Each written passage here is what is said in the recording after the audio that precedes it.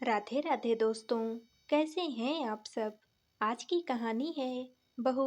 मुझे नहीं पता था कि तुम्हारे मन में मेरे लिए इतना जहर भरा हुआ है। एक तो शाम, ऊपर से ट्रैफिक भी बहुत ज़्यादा था।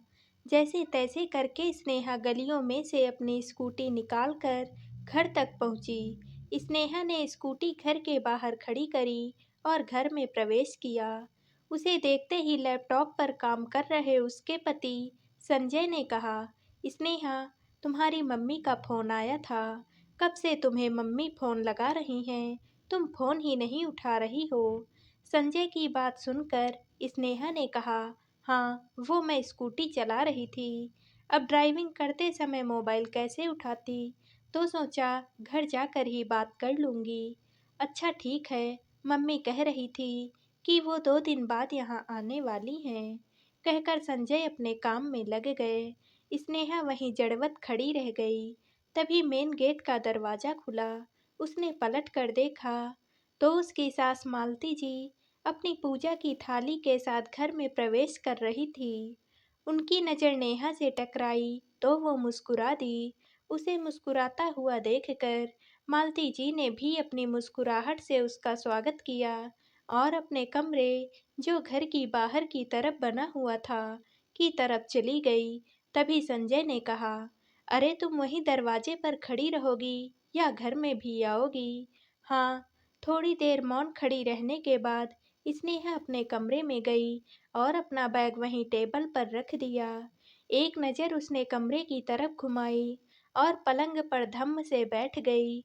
उसे कुछ समझ ही नहीं आ रहा था कि अपनी मम्मी के आने की सूचना पाकर वो कैसे रिएक्ट करे। थोड़ी देर वो ऐसे ही बैठी रही तो संजय उसके लिए चाय बनाकर कमरे में ले आया और उसे देते हुए बोला, क्या हुआ, इतनी चुप क्यों हो। नहीं, नहीं तो मैं तो कुछ भी नहीं सोच रही। अचानक से हुए सवाल से स्नेहा हड़बड़ा गई। उसकी हालत देखकर संजय उसकी मनोदशा समझ चुका था। फिर भी उसे तसल्ली देते हुए बोला, देखो स्नेहा, तुम समझदार हो। अब जैसी भी हैं वो तुम्हारी मम्मी हैं। अब उन्हें कैसे टैकल करना है ये तुम पर निर्भर करता है। संजय की बात सुनकर स्नेहा बिल्कुल चुप हो गई। थोड़ी देर तक कमरे में मौन पसरा रहा। तभी बाहर मालती जी के कमरे में से मसाला कूटने की आवाज़ आई। शायद वो अपना खाना बना रही थी। उस आवाज़ से दोनों की तंद्रा टूटी। संजय ने उठकर उसे उसकी चाय हाथ में देते हुए कहा, क्या हुआ, क्या सोच रही हो। स्नेहा कुछ सोचकर बोली, संजय, क्या हम कुछ दिनों के लिए मम्मी जी को दीदी के घर नहीं भेज सकते। उसका सवाल सुनते ही संजय उसे गौर से देखने लगा। उसे इस तरह देखती देखकर स्नेहा बोली, आप दीदी से बात करेंगे तो दीदी जरूर समझेंगी। मैं नहीं चाहती कि पिछली बार की तरह इस घर में ऐसा कुछ हो। ठीक है, मैं दीदी से बात करता हूँ। कहकर संजय बाहर चले गए। स्नेहा उस दिन को याद करने लगी जब वो दुल्हन बनकर इस घर में आई थी। घर में ले देकर 3 सदस्य, मालती जी, संजय और स्नेहा। एक ननद भी थी जो कि शादीशुदा थी। मालती जी स्नेहा से खूब प्रेम रखती थी। कोई देख कर कह नहीं सकता था कि ये दोनों सास बहू हैं। सब कुछ बहुत अच्छा चल रहा था कि उसकी शादी के 4 महीने बाद उसकी मम्मी 10 दिन उसके पास रुकने के लिए आई। कितनी खुश थी वो उस दिन की उसकी मम्मी उसके पास आ रही हैं और 10 दिन उसके पास रुकेंगी भी। उसकी खुशी देखकर मालती जी और संजय दोनों खुश थे। उसकी हर तैयारी में मालती जी उसकी पूरी मदद कर रही थी। खैर, उस दिन उसकी मम्मी शाम को घर आ गई। काफ़ी देर तक हॉल में बैठकर वो स्नेहा और संजय से बात कर रही थी तो मालती जी भी वहीं बैठी हुई थी। उनका रहने का बंदोबस्त बाहर वाले कमरे में कराया गया था। जब स्नेहा उन्हें उनके कमरे में छोड़ने गई तो मम्मी ने मुंह बनाते हुए कहा, हे भगवान, स्नेहा तो कैसे झेलती है ये सब। अचानक अपनी मम्मी के मुंह से यह सुनकर स्नेहा चौंक जाती है और पूछती है, क्यों, क्या हो गया मम्मी, ऐसा क्या देख लिया आपने मेरे घर में। उसके सवाल से उसकी मम्मी अपने सिर पर हाथ रखते हुए कहती हैं, हे भगवान, स्नेहा तुम सीधी-सादी हो, ये तो मैं बचपन से ही जानती हूँ, पर बेवकूफ़ भी हो, ये आज पता चला। तुझे बिल्कुल भी समझ नहीं है कि तेरी सास कितनी तेज है। एक पल के लिए हम लोगों को अकेला नहीं छोड़ा। अरे हम क्या उनकी बुराई कर रहे थे? उनकी बात सुनकर स्नेहा हंसते हुए बोली, क्या मम्मी आप भी? जब घर के सारे सदस्य वहाँ बैठे हैं, तो वो भी तो वहीं बैठेंगी। उनकी बात सुनकर स्नेहा की मम्मी ने उसे पलंग पर बिठाते हुए कहा, अरे तू तो पूरी पागल है, तुझ में अकल तो है ही नहीं, थोड़ा दिमाग लगा। वो वहाँ से हिली तक नहीं कि कहीं तू अब मुझसे अपने दिल की बात ना कह दे। और सबसे बड़ी बात, उन्होंने मुझे बाहर का कमरा दिया है, यही इज्जत है तेरे घर में मेरी। स्नेहा मुस्कुराते हुए बोली, कैसी बात करती हो मम्मी? यह घर भी आपका ही है और बाहर वाला कमरा क्या होता है तो इसी घर का हिस्सा ना। आप ही ना कुछ भी बोले जा रही हो। स्नेहा का जवाब सुनकर उसकी मम्मी चुप हो गई। रात का खाना खाने जा बोलो। साथ बैठे तो मालती जी खुद स्नेहा की मम्मी को खाना परोस रही थी। बड़े प्यार और मनुहार से उन्हें खाना खिला रही थी। जब रात को सब सोने गए तो स्नेहा अपनी मम्मी के पास उसी कमरे में आ गई। तो फिर उसकी मम्मी ने कहा, स्नेहा मुझे तो तेरी सास का रवैया बिल्कुल भी अच्छा नहीं लगा। मुझे खाना तो ऐसे खिला रही थी जैसे जिंदगी में मैंने कभी खाना देखा ही ना हो। स्नेहा ने अपनी मम्मी का हाथ अपने हाथ में लेकर उन्हें समझाया, मम्मी आप फिर से वो ही बातें लेकर बैठ गई। मैं यहाँ बहुत खुश हूँ और मम्मी जी भी मेरा पूरा ख्याल रखती हैं। आपको पता नहीं क्यों सब कुछ गलत नज़र आ रहा है। स्नेहा की बात सुनकर उसकी मम्मी आंखों में झूठे आंसू लाते हुए बोली, बेटा मैं तेरा गलत तो नहीं चाहती, पर जो मुझे लगा मैंने वही तो कहा। अपनी मम्मी की बात सुनकर स्नेहा को भी थोड़ा थोड़ा उन पर विश्वास होने लगा था। आखिर अपनी माँ की आंखों में आए हुए आंसू को कौन सी बेटी गलत ठहराएगी। अब वो मालती जी के साथ अपने रिश्ते को लेकर कंफ्यूज रहने लगी थी।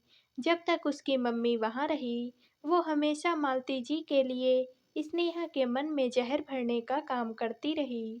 कभी उससे कहती कि तेरा कमरा छोटा है, जबकि मालती जी का कमरा बड़ा है।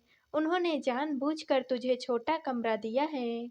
मालती जी खुद आगे से बढ़कर अगर रसोई में कोई काम करने लगती, तो वो स्नेहा से कहती कि देख ले, तेरी सास को बुरा लग रहा है कि तूने काम छोड़ दिया, इसलिए खुद करने लग गई। ये सब सास लोगों के अपनी बहू से काम कराने के तरीके होते हैं। अगर मालती जी उसके ऑफिस से आने से पहले खाना तैयार कर लेती, तो कहती कि अपने बेटे पर अपना हक रखना चाहती हैं, इसीलिए तेरे आने से पहले वो खाना बना लेती हैं, ताकि तू अपने हाथों से संजय जी को कुछ बनाकर ना खिला पाए।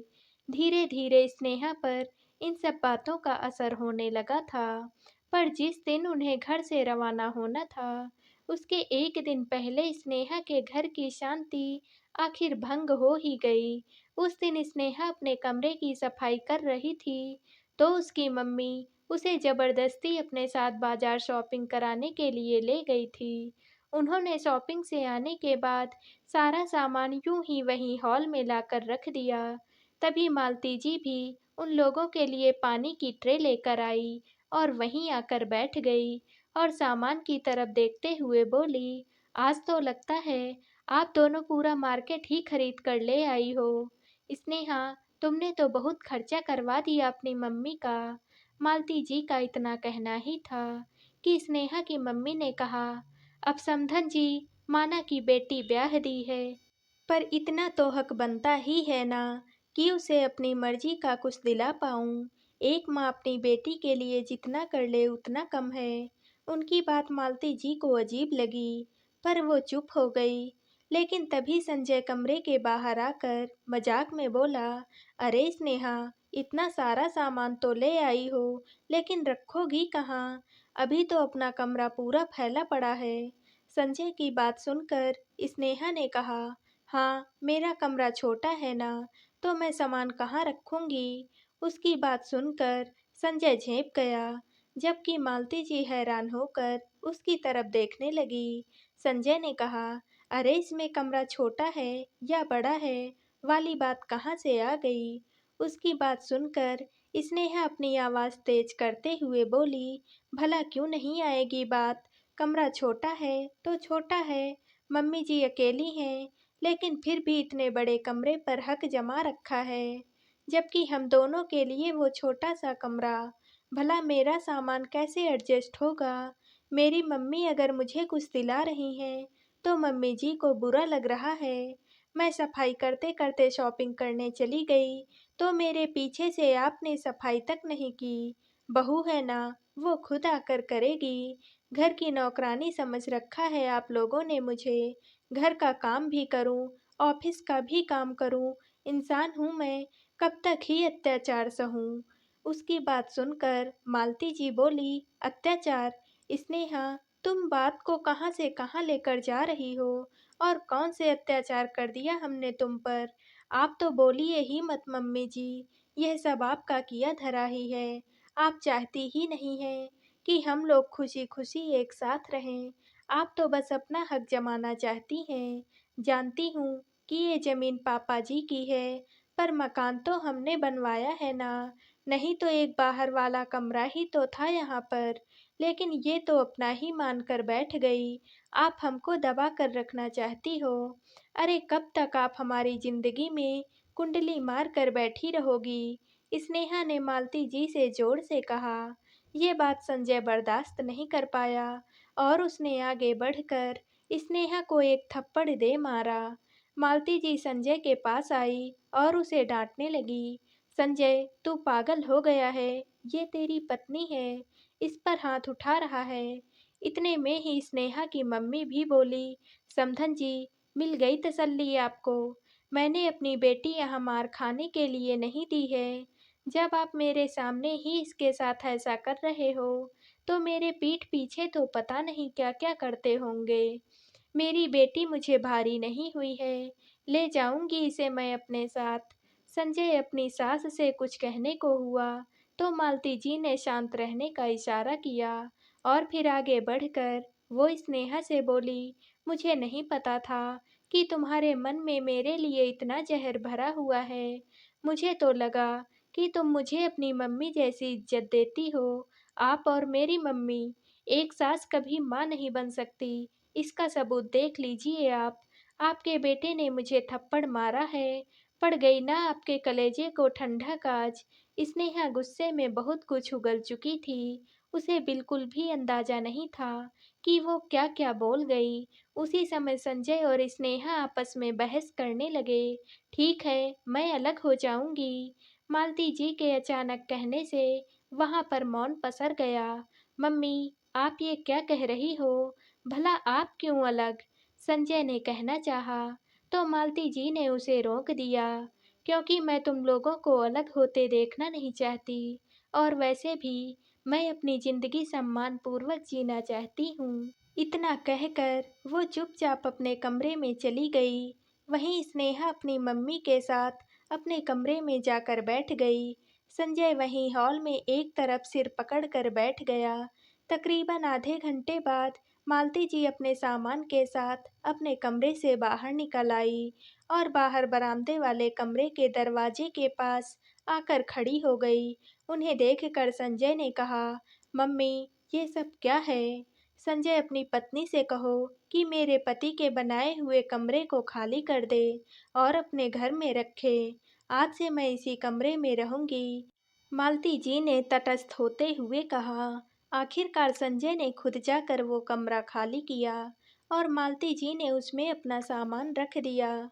ना ही सिर्फ अपना सामान रखा, बल्कि अपनी रसोई भी उसी कमरे में कर ली और अपने पति की पेंशन से ही अपना गुजारा करने लगी। उन्होंने स्नेहा से बात तक करना बंद कर दिया था। हाँ, संजय फिर भी उनके पास जाकर हाल-चाल ज़रूर लेता और वो भी संजय से बात ज़रूर करती, लेकिन मदद नहीं लेती। खैर, इधर स्नेहा की मम्मी ने बड़ी खुशी-खुशी स्नेहा का सामान उसकी सास के कमरे में शिफ्ट किया, लेकिन जिस दिन उन्हें रवाना होना था, उस दिन संजय तो बहाना करके स्टेशन पर गया ही नहीं, इसलिए स्नेहा ही उन्हें छोड़ने गई थी। तभी उसकी मम्मी के फ़ोन पर उसकी भाभी का फ़ोन आया। उसकी मम्मी ने फ़ोन पर ही भाभी को बुरी तरह लताड़ दिया और फ़ोन रख दिया। यह देखकर स्नेहा ने पूछा, "मम्मी, आप भाभी से किस तरह से बात कर रही हो?" "अरे! ऐसे बात ना करूँ तो कैसे बात करूँ? इन बहुओं को जितना दबा कर रखो, उतना ही अच्छा है। मेरी मर्ज़ी के बगैर अपने मायके जाने का प्लान कैसे कर सकती है? वो घर मेरा है, मेरा ही रहेगा। अपनी मनमर्ज़ी कैसे चला रही है वो? अपनी मर्ज़ी से तो एक पत्ता भी नहीं उठाने दूँ उसे।" उनकी बात सुनकर स्नेहा हैरान रह गई। अपनी मम्मी के दोहरे चरित्र को देखकर उसे अपनी सास मालती जी की याद आ गई। मालती जी तो उसे टोकती तक नहीं थी, बल्कि उसकी हर काम में मदद करती थी। फिर भी मम्मी हैं, कहने पर उसने उनके साथ ऐसा किया। उसे अपने आप पर शर्मिंदगी महसूस हो रही थी और गुस्सा भी आ रहा था। थोड़ा भी अपना दिमाग इस्तेमाल नहीं किया, बस दूसरों की बातों में आकर अपना घर बिगाड़ लिया। पर वो अपनी मम्मी को कुछ भी कह ना पाई। घर आकर उसने संजय और मालती जी से माफ़ी माँगी। मालती जी ने उसे माफ़ तो कर दिया, लेकिन अपने स्वाभिमान को ज़िंदा रखते हुए वह उसी कमरे में रही, उसी कमरे में अपना खाना बनाती और अपना गुज़र-बसर करती। अब थोड़ा बहुत स्नेहा से बात कर लेती हैं, लेकिन उस दिन की और उन बातों के टिस अभी भी बाकी हैं। तो दोस्तों, आप सबको ये कहानी कैसी लगी? कमेंट करके ज़रूर बताइएगा और वीडियो को लाइक व शेयर करना ना भूलिएगा। अगर आप चैनल पर नए हैं तो चैनल को सब्सक्राइब कर लीजिएगा। कल मिलते हैं एक और नई कहानी के साथ। बहुत बहुत धन्यवाद।